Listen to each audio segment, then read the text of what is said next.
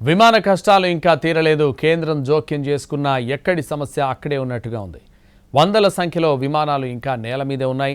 Luggage ఎప్పుడు వస్తుందో దేవుడికే తెలియాలి. ఇవాటికి 95% విమాన సర్వీసుల్ని పునరుద్ధరిస్తామని ఇండిగో చెబుతున్నా రియాలిటీలో ఆ పరిస్థితి కనిపించడం లేదు. బెంగళూరులో ఇవాళ 150 ఇండిగో విమానాలు రద్దయ్యాయి. ఇటు శంషాబాద్లో 115, చెన్నైలో 38, విశాఖలో 10 విమానాలు ఇంకా టేక్ ఆఫ్ కాలేదు. ఇదే విషయానికి సంబంధించి మరింత సమాచారం మా ప్రతినిధి రాధాకృష్ణ లైవ్లో అందిస్తారు. రాధాకృష్ణ.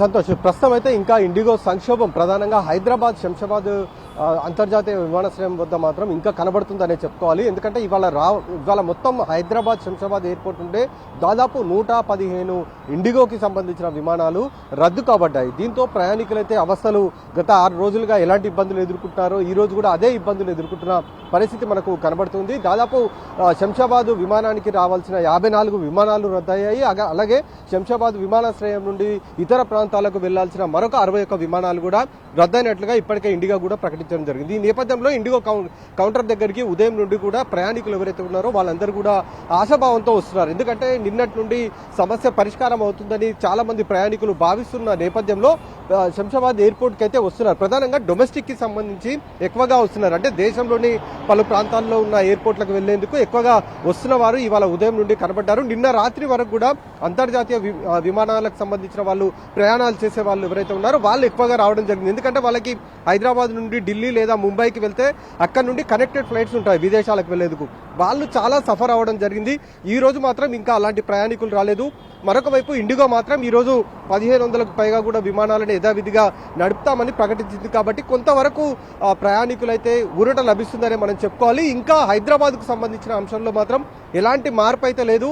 ఎందుకంటే 115 విమానాలు రద్దయ్యాయంటే మనం అర్థం చేసుకోవచ్చు పరిస్థితి ఏ విధంగా ఉందో. ఇదే క్రమంలో ఈ ఇండిగో సంక్షోభాన్ని దృష్టిలో ఉంచుకొని ఇతర విమానయాన సంస్థలు ఏవైతే ఉన్నాయో వీళ్ళు అడ్డగోలుగా వసూలు చేస్తున్న పరిస్థితి మనకు కనబడుతుంది. ఆన్లైన్లో కొద్దిసేపటి క్రితం కూడా మేము చెక్ చేసాం. హైదరాబాద్ నుండి ఢిల్లీకి, అలాగే హైదరాబాద్ నుండి కోల్కతా, ముంబైకి వీటిని చెక్ చేస్తే దాదాపు 49,000 ఒక దగ్గర కనబడుతుంది. అలాగే 62,000 ఒక దగ్గర, హైదరాబాద్ నుంచి ఢిల్లీకి 72,000. ఈ విధంగా ఇష్టానుసారంగా వసూలు చేస్తున్న పరిస్థితి మనకు కనబడుతుంది. కేంద్రం ఆదేశాలు కూడా జారీ చేసింది నిన్న చాలా స్పష్టంగా. ఏ విమానయాన సంస్థ అయినా సరే ఈ కేంద్రం ప్రకటించిన ధరలు ఏవైతే ఉన్నాయో వీటిని ఉల్లంఘిస్తే వాళ్ళపైన చర్యలు తీసుకుంటామని కూడా ప్రకటించింది. కానీ ఇతర విమానయాన సంస్థలు మాత్రం ఏవి పెద్దగా పట్టించుకోవట్లేదు. యథావిధిగా ఇష్టానుసారంగా ప్రయాణికుల డిమాండ్ను దృష్టిలో ఉంచుకొని వాళ్ళు మాత్రం వాళ్ళ జేబుల్ని ఖాళీ చేసే ప్రయత్నమే ఇతర విమానయాన సంస్థలు చేస్తున్న పరిస్థితి అయితే మనకు కనబడుతుంది. మరి ఇవాళ మధ్యాహ్నం తర్వాత ఏ విధంగా ఉండబోతుంది అనేది చూడాల్సి ఉంది. Santosh. Right, thank you Radhakrishna.